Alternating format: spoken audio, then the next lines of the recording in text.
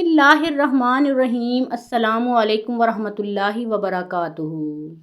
محترم ساتھیوں، آج کی ویڈیو میں کربلا کے میدان میں امام حسین علیہ السلام کو حالت سجدہ میں آخری نیزہ مارنے والے بدبخت کے عبرتناک انجام سے آگاہ کریں گے۔ محترم ساتھیوں، یزید بدبخت اور اس کے حواریوں نے جس تخت اور تاج کو اور اقتدار کو حاصل کرنے کے لیے امام حسین علیہ السلام اور ان کی آل اولاد پر ظلم و ستم کے پہاڑ توڑے، وہ بدبخت واقعہ کربلا کے بعد زیادہ لمبے عرصے تک اس اقتدار اور اس حکومت پر قابض نہ رہ سکے، اور واقعہ کربلا کے بعد چند ہی سالوں کے اندر یہ تمام اپنے عبرتناک انجام سے دوچار ہوئے۔ یزید بدبخت کی بات اگر کی جائے جو کہ ان سب کا سرغنہ تھا اور جس کے اشارے پر یہ تمام ظلم و ستم ہوئے تھے، اس بدبخت کی بات اگر کی جائے تو اس کی موت نہایت ہی شرمناک اور عبرتناک تھی۔ یزید بدبخت کے بارے میں روایات میں کہا جاتا ہے کہ یہ ایک عیسائی لڑکی کے عشق میں گرفتار ہو گیا تھا اور اس کے ساتھ ناجائز تعلقات قائم کرنا چاہتا تھا، لیکن وہ لڑکی یزید سے سخت نفرت کرتی تھی۔ جب وہ لڑکی یزید کے ساتھ مراسم قائم کرنے پر نہ مانی تو یزید نے اس کے ماں باپ کو ناحق قتل کروا دیا تھا۔ اس لڑکی کے دل میں یزید سے بدلہ لینے کی آرزو پیدا ہوئی اور اس لڑکی نے ہیلے بہانے سے یزید کو اپنا جسم دکھا کر اس وقت بے دردی کے ساتھ قتل کر دیا جب یزید شراب کے نشے میں بدمست تھا، اور بعض روایات کے مطابق یزید بدبخت کی موت شکار کھیلتے ہوئے گھوڑے کی رکاب میں پاؤں پھنسنے سے ہوئی کہ جب اس کا پاؤں رکاب میں پھنسا تو اس کا گھوڑا بدک کر بھاگا اور یزید کا سر پتھروں سے ٹکرا ٹکرا کر چکنا چور ہو گیا۔ محترم ساتھیوں، قدرت کا نظام ہے کہ ہر ظلم اور ہر زیادتی کا بدلہ اللہ تعالیٰ آخرت میں اور اس دنیا میں دونوں میں دیتا ہے، اور یزید بدبخت اور اس کے حواریوں کے ساتھ بھی یہی ہوا۔ ان بدبختوں کا جرم بھی کوئی چھوٹا نہ تھا۔ انہوں نے اسی نبی کریم صلی اللہ علیہ وآلہ وسلم جس کا یہ کلمہ پڑھتے تھے، جس نبی نے ان کو شریعت، جس نبی نے ان کو اسلام جیسی دولت سے مالا مال کیا تھا، ان بدبختوں نے اسی نبی کریم صلی اللہ علیہ وآلہ وسلم کا کلمہ پڑھتے ہوئے اس کی آل اولاد کو بے دردی کے ساتھ شہید کیا۔ ایسا کسی نبی کی امت نے اپنے نبی کی اولاد کے ساتھ نہ کیا ہوگا، جیسا ظلم ان بدبختوں نے خاندان اہل بیت کے ساتھ کیا۔ کربلا کے تپتے ریگستان میں امام حسین علیہ السلام اپنی مرضی سے تشریف نہ لائے تھے، بلکہ کوفیوں کے خطوط ملنے پر امام حسین علیہ السلام نے کوفہ کی جانب اپنے بھائی امام مسلم بن عقیل علیہ السلام کو بھیجا تھا، جنہوں نے وہاں کے حالات سازگار دیکھتے ہوئے امام حسین علیہ السلام کو بھی کوفہ آنے کا خط لکھ دیا تھا۔ لیکن اسی دوران مسلم بن عقیل علیہ السلام کو عبید اللہ ابن زیاد بدبخت نے قتل کروا دیا، تو امام علی مقام حسین علیہ السلام کو جیسے ہی خبر ملی تو آپ علیہ السلام اس وقت کربلا کے مقام پر موجود تھے۔ چنانچہ آپ علیہ السلام نے اس سے آگے بڑھنے کا ارادہ ظاہر کیا تو یزید بدبخت کا ایک کماندار جس کا نام عمر بن سعد تھا، وہ امام حسین علیہ السلام کے پاس آیا اور ان سے پوچھنے لگا کہ آپ کوفہ کس مقصد کے لیے جا رہے ہیں؟ تو حضرت امام حسین علیہ السلام نے اس کو کوفیوں کے لاتعداد خطوط دکھا کر کہا کہ میں کوفیوں کے بلانے پر جا رہا ہوں۔ چنانچہ عمر بن سعد نے کہا کہ کوفہ آپ کے ساتھ نہیں، وہ یزید کے حامیوں میں شامل ہو چکے ہیں۔ حضرت امام علی مقام امام حسین علیہ السلام نے فرمایا، پھر مجھے دمشق یزید کے پاس بھیجا جائے، میں اس سے خود ہی بات کرنا چاہتا ہوں۔ عمر بن سعد نے کہا کہ ایسا ممکن نہیں ہے۔ حضرت امام حسین علیہ السلام نے فرمایا، پھر مجھے کسی اسلامی سرحد پر جہاد کے لیے بھیج دیا جائے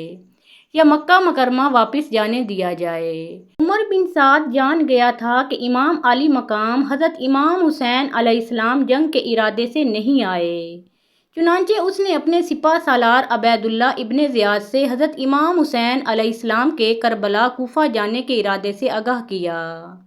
اور امام علیہ السلام کی شرائط بتائیں، تو ابن زیاد کے پاس ہی موجود اس کے ایک اور سپہ سالار شمر بدبخت نے ابن زیاد کو مشورہ دیا کہ امام حسین علیہ السلام کو واپس مکہ مکرمہ نہ جانے دینا اور نہ ہی ان کو یزید کے پاس بھیجنا، اگر تم یزید سے انعام و اکرام اور حکومت اور اقتدار یا کسی صوبے کی گورنری چاہتے ہو تو پھر امام حسین علیہ السلام کو شہید کر کے ان کا سر یزید کے پاس بھیجو، تو وہ خوش ہو کر تمہیں انعام و اکرام سے اور حکومت اور اقتدار سے نوازے گا۔ پھر ابن زیاد بدبخت نے عمر بن سعد کو حضرت امام حسین علی مقام علیہ السلام کے ساتھ جنگ کرنے کا حکم دیا، جس سے عمر بن سعد پہلے تو کتراتا رہا، لیکن پھر جب شمر نے ابن زیاد کے حکم پر عمر بن سعد کو شام کے ایک علاقے کی گورنری دینے کا وعدہ کیا تو عمر بن سعد امام حسین علیہ السلام کے ساتھ جنگ کرنے پر آمادہ ہو گیا۔ محترم ساتھیوں، ذرا اپنے تصور میں تو لائیے کہ حضرت امام علی مقام حضرت امام حسین علیہ السلام کے تمام خاندان پر دریائے فرات کا وہ پانی عمر بن سعد نے بند کر دیا، جو کہ حضرت سعد ابن ابی وقاص ایک عشرہ مبشرہ صحابیوں میں شمار ہونے والے صحابی کا بیٹا تھا، جو کہ صرف دولت اور اقتدار کی لالچ میں امام علی مقام حضرت امام حسین علیہ السلام اور ان کے خاندان کے ساتھ دشمنی مول لے رہا تھا۔ اس بدبخت نے دریائے فرات پر پہرے بٹھا دیے اور حضرت امام علی مقام علیہ السلام اور ان کے خاندان کو بھوکا پیاسا رکھا، اور 3 دن نبی کریم صلی اللہ علیہ وآلہ وسلم کی آل اولاد کو بھوکا پیاسا رکھ کر عمر بن سعد نے حضرت امام حسین علیہ السلام اور ان کے خاندان کو جنگ کے میدان میں شہید کروا دیا۔ محترم ساتھیوں، امام علی مقام حضرت امام حسین علیہ السلام اپنے جان نثار ساتھیوں کی، اپنے جوان بیٹوں کی، اپنے بھائیوں کی لاشیں اٹھا اٹھا کر تھکاوٹ سے چور ہو چکے تھے۔ امام علی مقام حضرت امام حسین علیہ السلام نے خیموں کی طرف نظر دوڑائی اور اپنا آخری سلام خیموں میں پیش کیا تو امام علی مقام حضرت امام حسین علیہ السلام کی ننھی بیٹی سکینہ دوڑ کر امام حسین علیہ السلام کی ٹانگوں سے چمٹ گئی اور کہنے لگی، بابا جان، بھائی علی اکبر علیہ السلام بھی نہیں واپس آئے،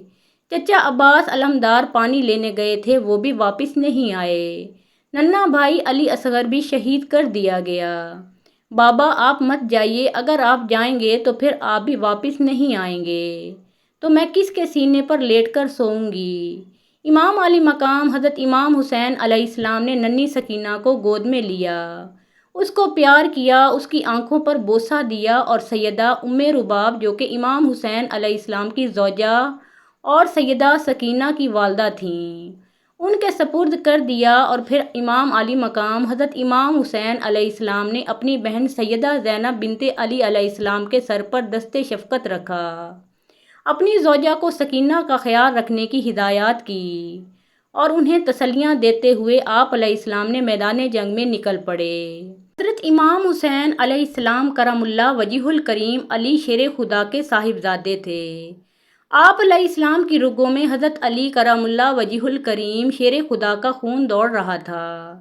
رسول کریم صلی اللہ علیہ وآلہ وسلم کی حکمت و فراست آپ علیہ السلام کے خون میں سمائی ہوئی تھی۔ آپ علیہ السلام یزیدی لشکریوں کے گروہ میں گھس جاتے ہیں اور ان کے گروہوں کو جہنم واصل فرما دیتے ہیں۔ یزیدی بدبخت امام حسین علیہ السلام سے پیچھے ہٹنے لگے، علی کے شیر پر ان کا تسلط قائم نہ ہو سکا اور وہ میلوں کے فاصلے پر جا کر امام علی مقام حضرت امام حسین علیہ السلام پر تیر برسانے لگتے ہیں۔ حضرت امام علی مقام حضرت امام حسین علیہ السلام تیروں سے زخمی ہو کر زمین پہ تشریف لے آتے ہیں۔ حضرت امام علی مقام حضرت امام حسین علیہ السلام دیکھتے ہیں کہ نماز کا وقت ہو چکا ہے۔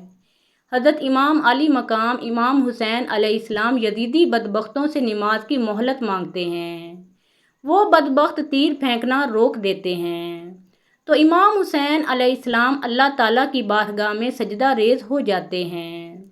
لیکن جیسے ہی امام علی مقام امام حسین علیہ السلام سجدہ ریز ہوئے، ایک بدبخت سنان بن انس نے آگے بڑھ کر امام علی مقام امام حسین علیہ السلام کے سر اقدس پر حالت سجدہ میں ہی وار کیا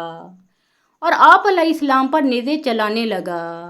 اور اپنی تلوار سے آپ علیہ السلام کا سر اقدس آپ علیہ السلام کے مبارک تن سے جدا کرنے لگا۔ بعض روایات میں بیان کرتے ہیں کہ سنان بن انس نے امام حسین علیہ السلام کا سر اقدس جدا نہیں کیا تھا، بلکہ اس نے امام علی مقام امام حسین علیہ السلام کو ان کی پیشانی پر آخری نیزہ مارا تھا، جس سے امام علی مقام امام حسین علیہ السلام شہادت کے رتبے پر فائز ہو گئے تھے۔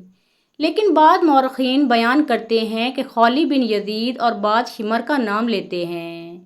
کہ اس نے امام حسین علیہ السلام کا سر اقدس ان کے تن سے جدا کیا تھا۔